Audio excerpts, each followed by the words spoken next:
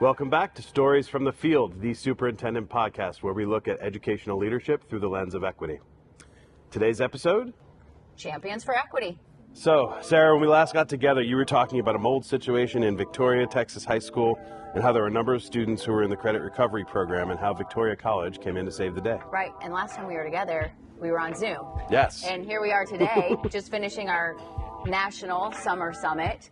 Still got our name tags on. Sweaty. It's like 90 degrees, record highs in California. But yeah, here we are, wanting to bring back this story of what went on in Victoria College with the president of the college, Dr. Kent, who was fantastic. I want to just hang out with her in real life. I want to be her actual friend. Where's home? Where do you live? Omaha, Nebraska. Hi. Welcome.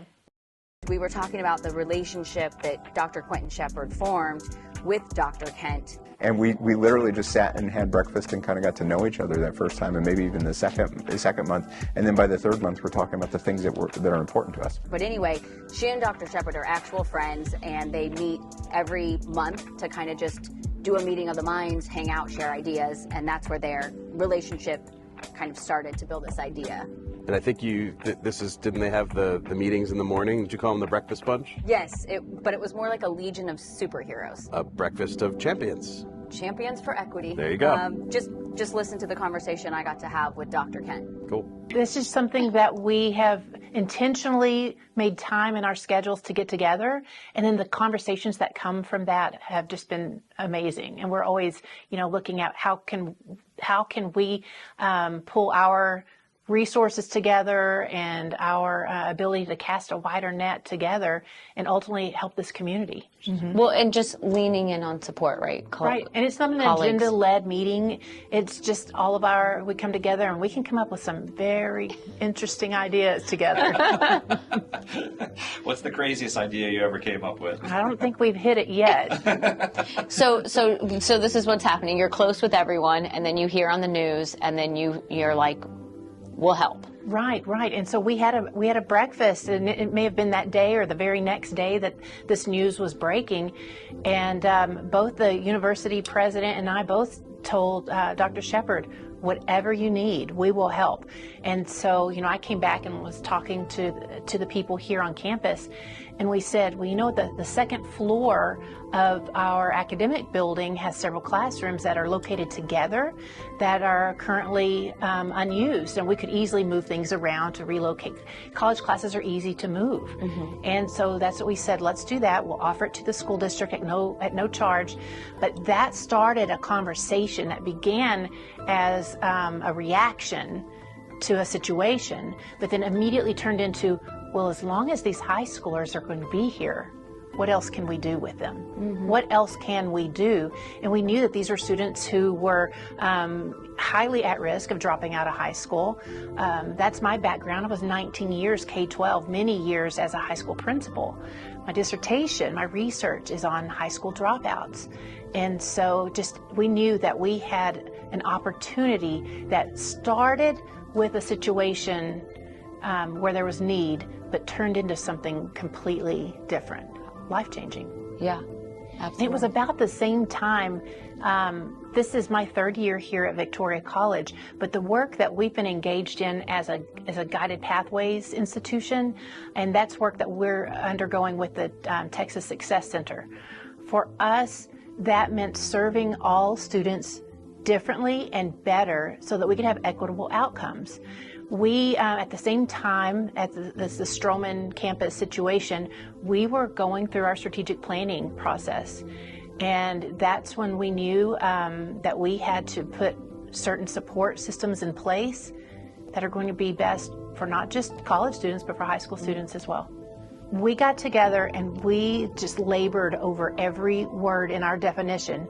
And we ultimately took that definition of equity to our Board of Trustees, where they also had input, and officially adopted this definition so that it would put all of us on an even playing field. We would have a common understanding and guidance of how we were going to move forward. And I'd like to just read it to you. I'd love to hear it. Victoria College will commit to fair treatment, access, opportunity, and advancement for all students while identifying and eliminating barriers that have prevented underserved and underrepresented groups from earning college credentials, particularly in fields of high economic value. And that was important to us, every piece of that. And everything we do centers back on this definition. Do you see this being able to be replicated in other places in the country? How would that happen? I do. And there's, our efforts, like I said earlier, as a Guided Pathways institution, this is the work that the 50 community college districts in Texas are all engaging in. Now, they may have their own definitions, or they may be working on their own definition, but this is the work. And Do they all have the component where the high school students can? No, to my knowledge, we're the only ones. And I have think that that's piece of it. Like, why aren't more? That's such a perfect model. Well, there tends to be, as much as we work toward cohesion, K-12 is very different from higher ed, and we're working to bridge that gap. But I really think that as I see more K-12 people moving into higher ed, there are many more of us who understand. I mean, I spent years as a high school principal, not just in this area, but in inner city Dallas ISD. And so we speak the same language. And when we can get together and talk with our K-12 partners and have the same terminology, we're working from the same playbook, and we're aligning what it is that we do ultimately to benefit students. Wow, she's amazing. So, can you bring us home? Tell me about the results of the solution they came up with. Okay, I know you're anxious, but before you kill me, you really like to drag this out. We're only doing 3 episodes in Victoria. Right, I know. So in this episode, you have to tell us. This is the best part. Okay. The kids, this is the best part. These are the credit recovery students, Damien, Gabriel, Jose, and Gabriella. They're just, these are the credit recovery students that their lives were changed. The students here they were in danger of not being able to finish. They were behind. Do you know what got you behind? It was my freshman year. Like the online class, I feel like that's what messed me up, and that's the reason I'm kind of behind my school. Is that the online class during COVID, or? Yes, sir. Yes, ma'am. So then you transitioned to this school. I went to West High School. It was another school, and then I got transferred here. Back then, I didn't really pay attention to that lately because during the whole quarantine thing, like, that really messed me up.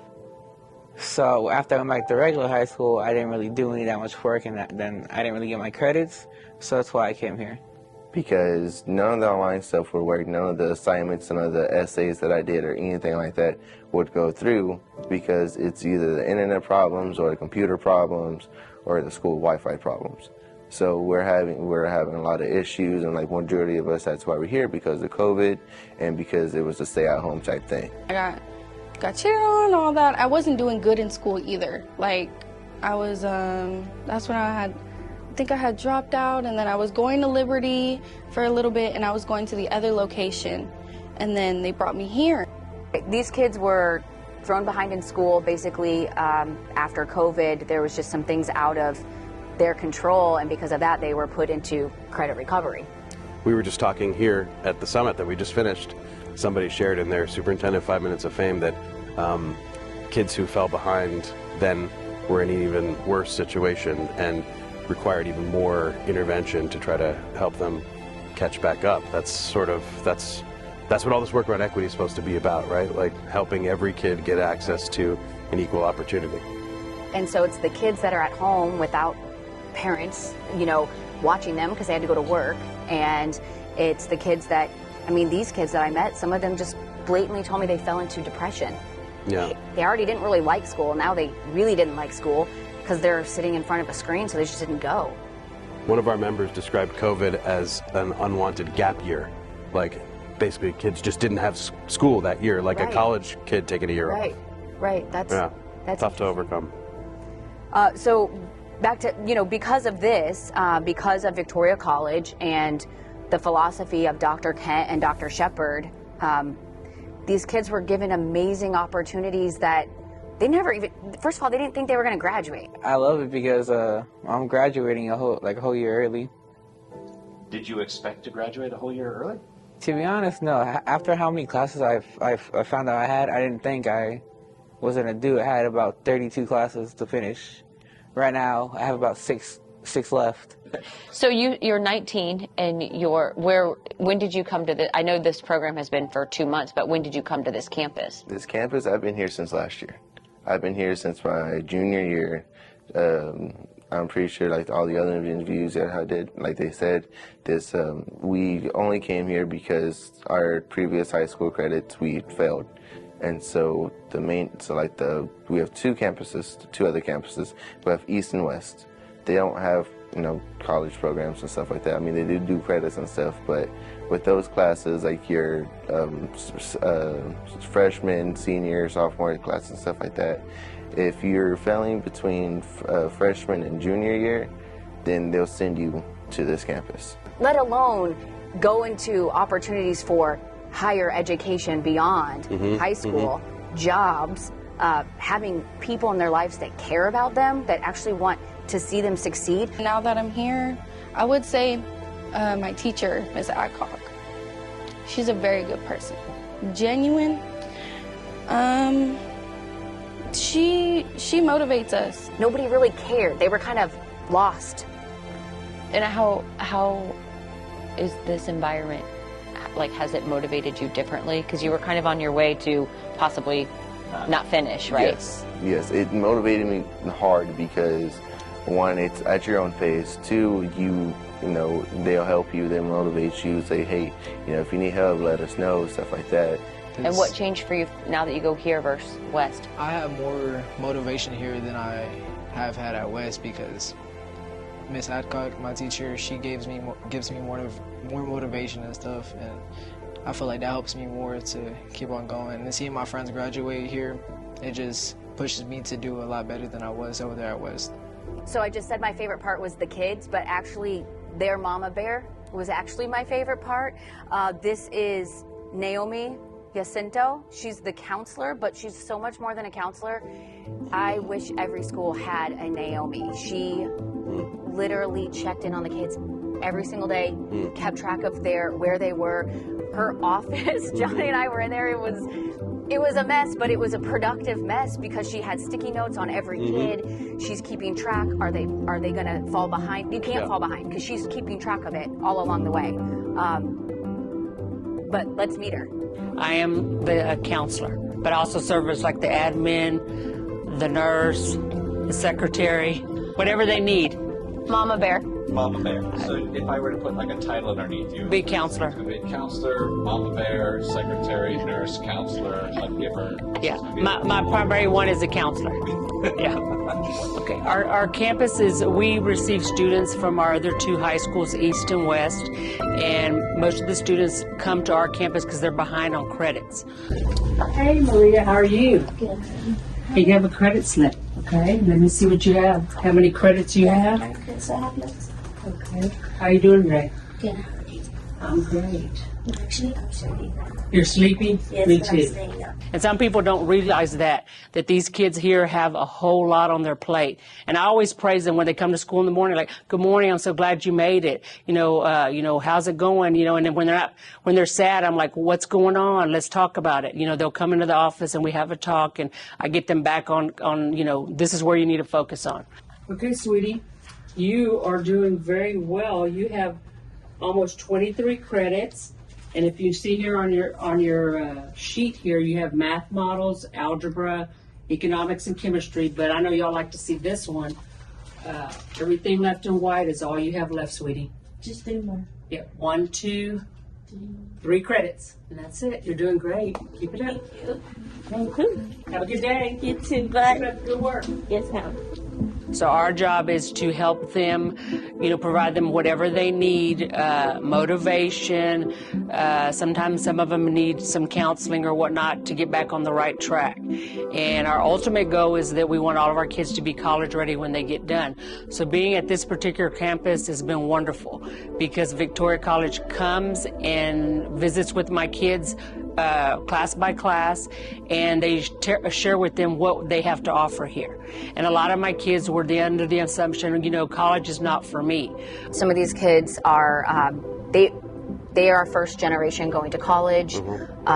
Not a whole lot of support at home, but here they are. Some of them have part-time jobs also as they're attending these courses, helping pay for bills in their homes. Johnny and I met a few that worked at all the local kind of fast food restaurants around town. They're proud of themselves. They're part of society, making money, and they feel smart because they're taking college courses when they weren't even supposed to graduate high school. We've got to quit talking about that our students are not college ready. We need to start talking about what we can do to be student ready, and what does that really look like in action. And that meant that we wanted to keep the same rigor levels, but we needed to provide more wraparound services and more levels of support. We have to show that our students, that they, number one, that we take care of their health, their mental health. We've just opened a mental health counseling center. We got to see it. It was awesome. Oh, good. Yeah. Okay. Very pretty. We also have, we are completely committed to our students' sense of belonging. We measure that and we look for that at all times. We've adopted the Caring Campus initiative.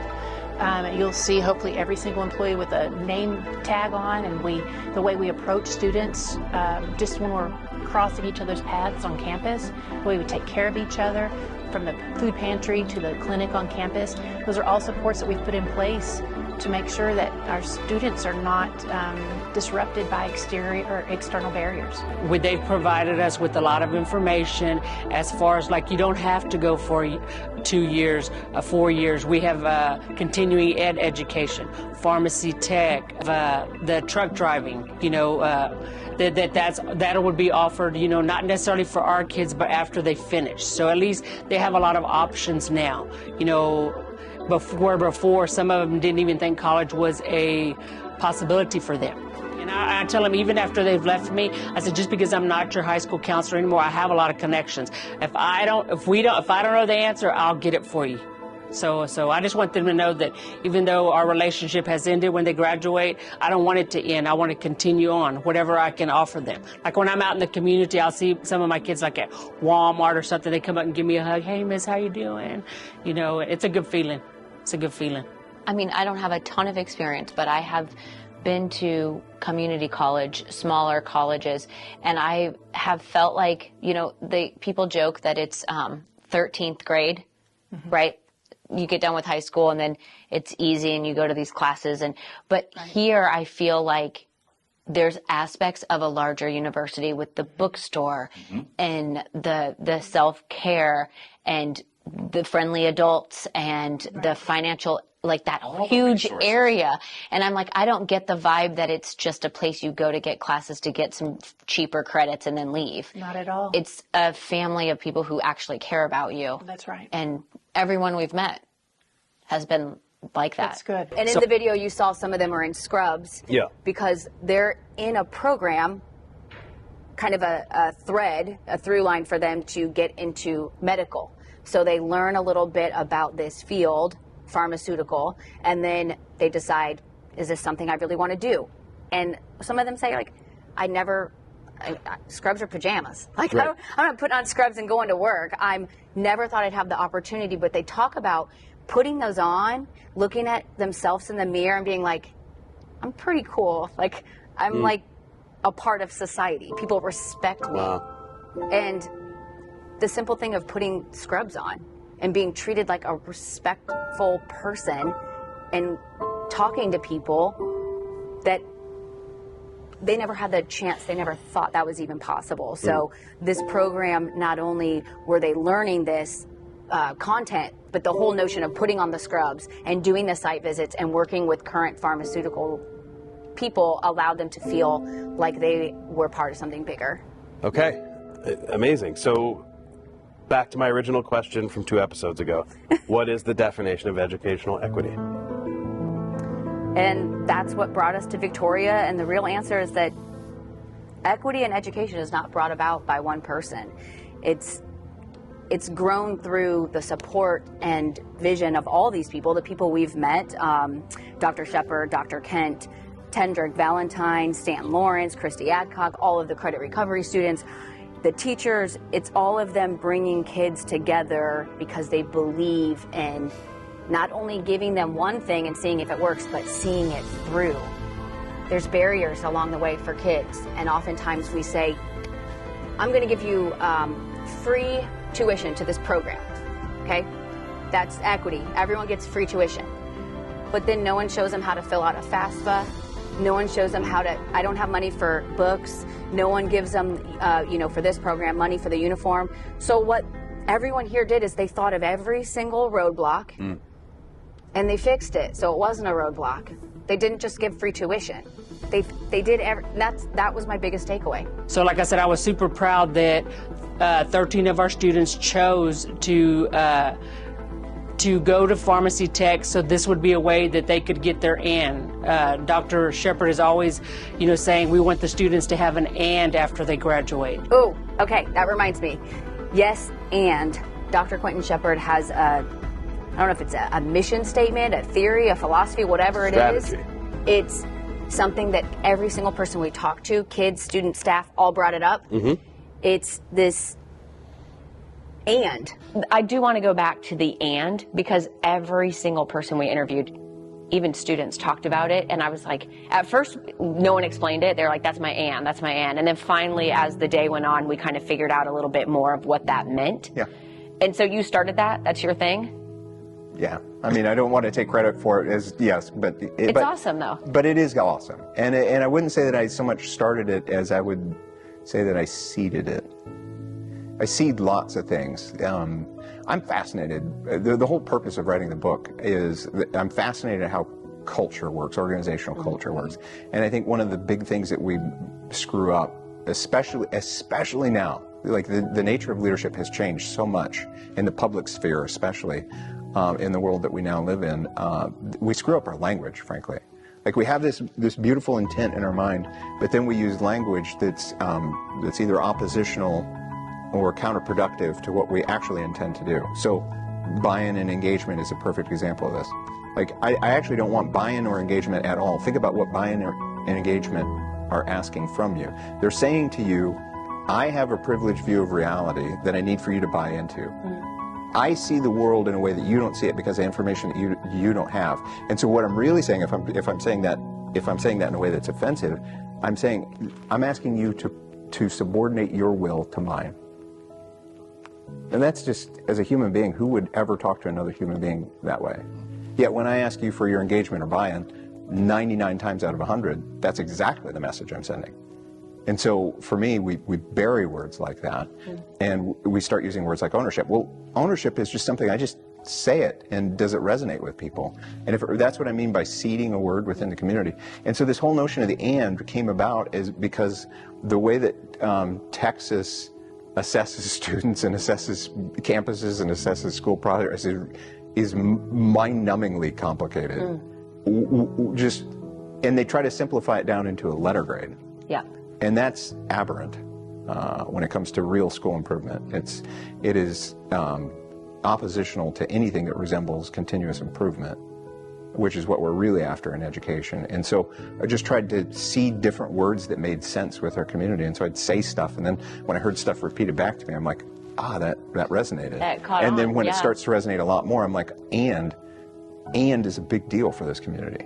But you're not just stopping, right? You're not stopping. What I loved about it for me was you're not stopping at graduation, but also you're not saying everyone has to go to college. That's everyone right. has to, join the military. There's so many opportunities right here in Victoria, and with the collaboration with Victoria College, that it was like, you want to go into nursing? Do you want to try out the fire department? Do you want to go to work in a factory where your parents work? There's all these opportunities, and nobody is saying your idea is less than. That's right. Or that's not a great plan for your future. All you're saying is have a plan, right? Have a next step. It's beautiful. You literally just quoted from our strategic plan, if you can believe that. You did. It actually says in our strategic plans, there are no lesser paths. Like, those are the exact words in our strategic plan. We want to be very, very mindful of that.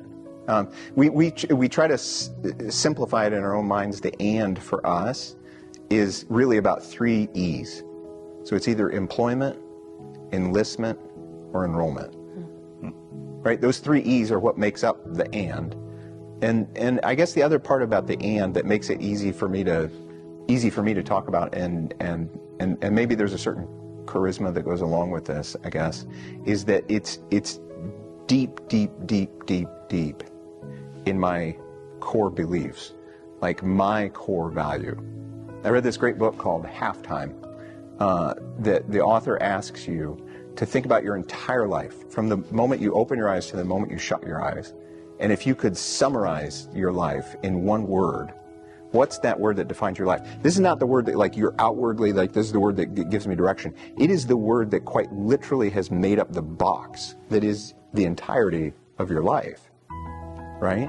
And for me, it was like a second. 1 second went by, and I was like, oh, I know the word. And I've talked to other people, and they're like, I've been spending the last 50 years of my life trying to figure out what the word is. I still don't know what the word is. But for me, I knew what the word was, and it's all about potential. You see, potential, like, that's literally the moment I wake up. As you may or may not know, I was a former ultra marathon runner. I was born out of no other desire than to explore the limits of my potential. I was a weightlifter for a long time. I wanted to get over 300 pounds as a bench press, and potential. You know, I'm cycle, and then I wanted to earn my PhD. I wanted to earn a doctorate, but like, I could add doctorate or PhD, and I said, I'll do the PhD. I want to see what my potential is here. And when it was working with students, I wanted to see their potential. And as a principal, I wanted to see the potential of my teachers. And as a superintendent, what's the potential of the organization? What's the potential of the board? What's the potential of my team? Like, literally the second my eyes open until the second they close, my life is defined by potential. Well, the and is nothing more than potential. Like, what's next? Mm-hmm. Well, that's one big metaphor. And that does it for this arc of a story. The next episode is my turn to head out and for you to interview me and see what's happening in one of the other IEI districts around education and equity. Where are you going? You'll have to tune in to the next episode to find out. Yeah, that's right. Oh, okay. Well, that does it for our story about Victoria ISD and Dr. Quintin Shepherd. Hope to see you again soon on Stories from the Field, the Superintendent Podcast.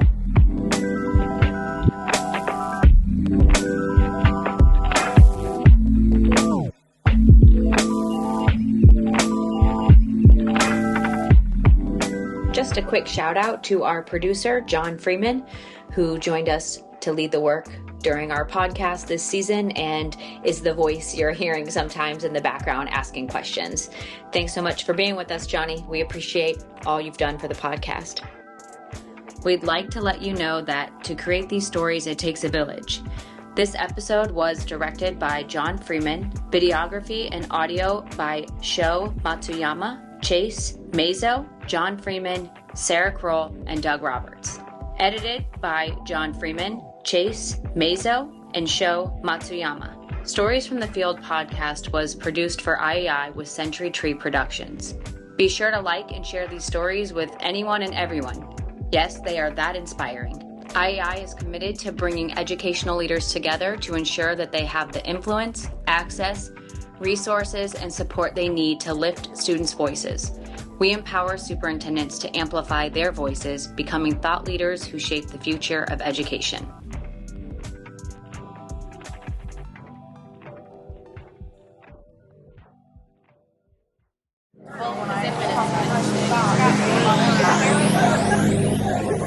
Yeah.